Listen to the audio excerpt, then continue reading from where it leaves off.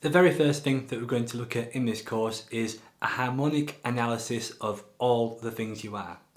The first thing to note is that All the Things You Are follows a 36 bar form, which is quite unusual. Most jazz standards are 32 bars.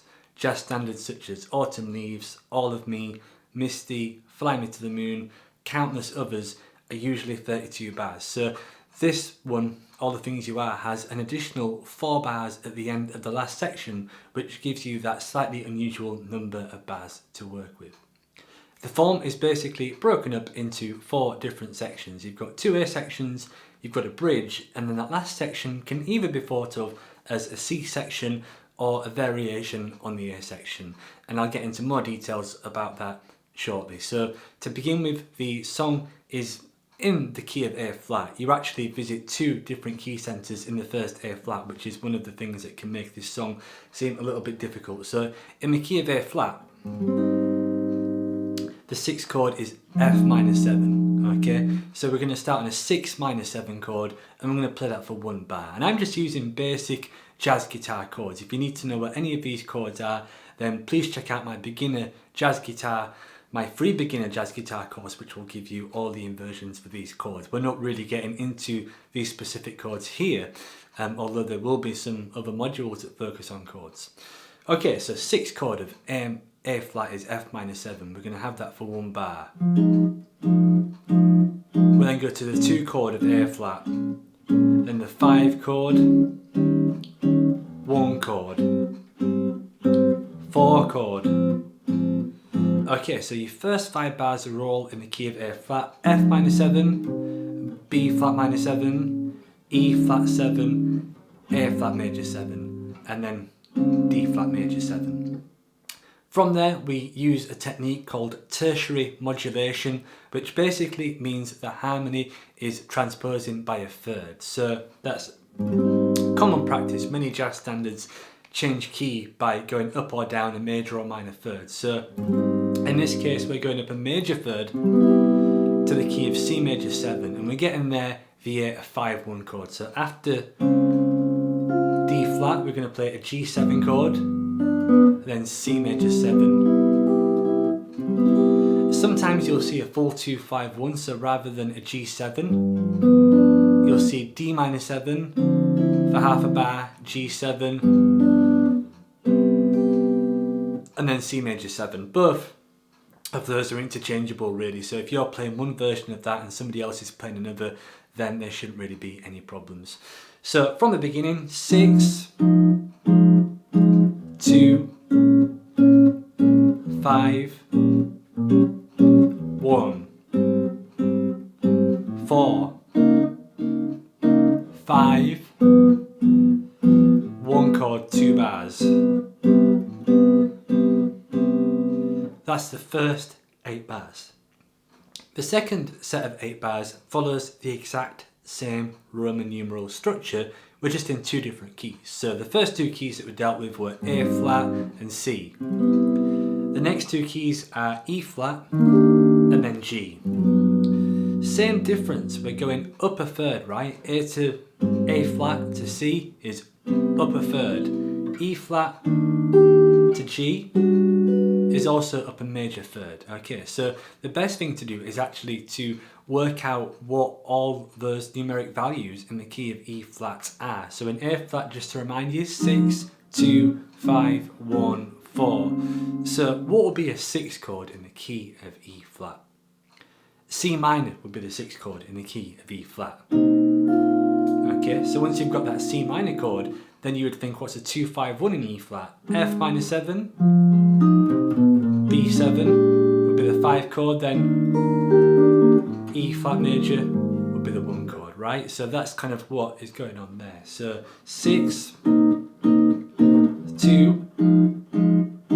5, 1, 4 chord. Okay, 4 chord in the key of E flat is A flat. And then we've got a 5-1, a third above what we've just started on, which would be a 5-1 in the key of G. Okay, so from the beginning, 6, 2, 5, all in A flat. 4, 5, 1 in C, 2 bars. 6 in E flat, 2, 5, 1, 4, 5, 1 in G.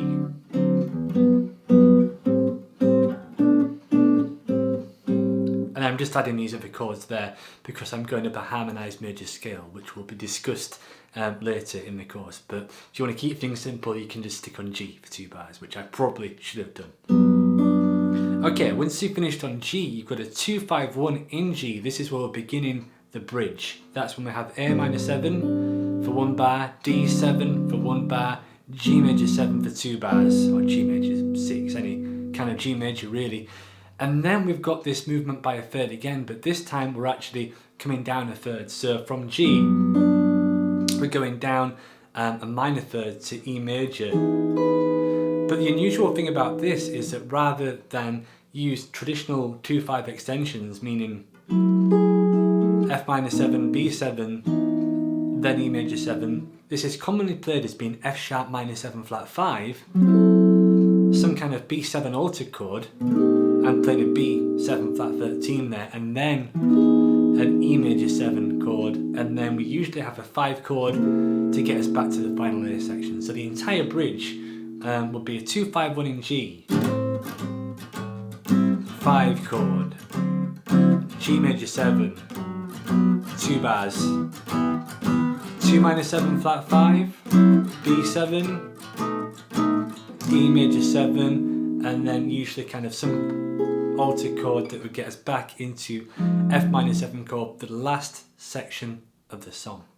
In the last section of the song, we have 6, 2, 5, 1 again. This time we have 4 major 7, 2, but rather than go to 5, 1 in C, we get 4 major 7, 4 minor 7, so 4 major 7, 4 minor 7, 3 minor 7, flat 3 diminished 7. So I basically see this as a back cycle. That's how I see this. So major 7, 4 major 7 to 4 minor 7 is common in everything from the Beatles to Oasis. You see it in jazz standards like Misty, you hear it in All of Me, so that's a really common movement. And then 3 minor 7,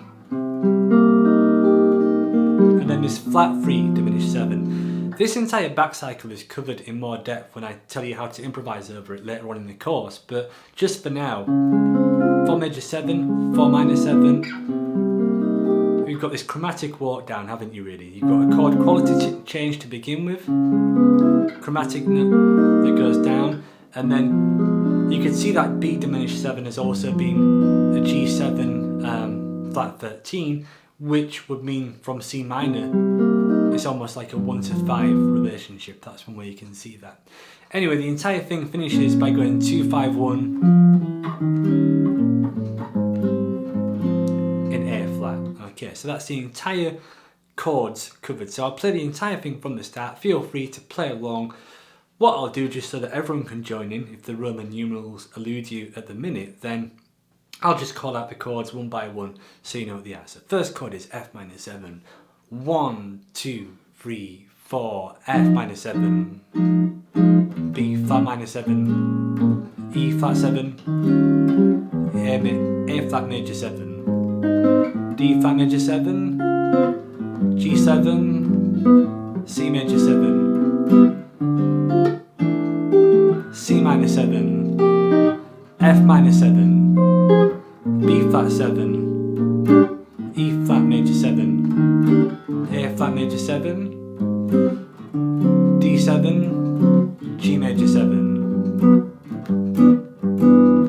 A minor 7, D7, G major 7, F sharp minor 7 flat 5, B altered, E major 7, C altered, F minor 7, B flat minor 7, E flat 7, A flat major 7, D flat major 7, D flat minor 7, C minor 7, B diminished 7, B flat minor 7, E flat 7, then A flat.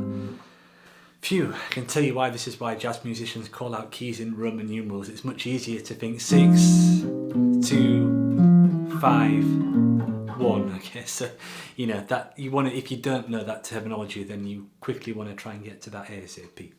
So that's the harmonic analysis. Memorize those chords, try and play them using chord types that you might know. Drop 2 chords, root on 6, root on 5, extended chords. That's definitely job 1. And then job 2 is to learn the melody. Now in the turntable section I've listed a few recordings, and this is a very easy melody to work out by ear. So I'd like you to try and work out the melody to All the Things You Are by ear. And a good way that you can test yourself on both of these things is to maybe record a loop of your guitar comping, playing the chords from memory, then maybe play the melody over the chords, and that would kind of, you know, really make sure that your jam session ready on the melody and the chords. Once you've done that, then move on to the next module which deals with fingerboard knowledge.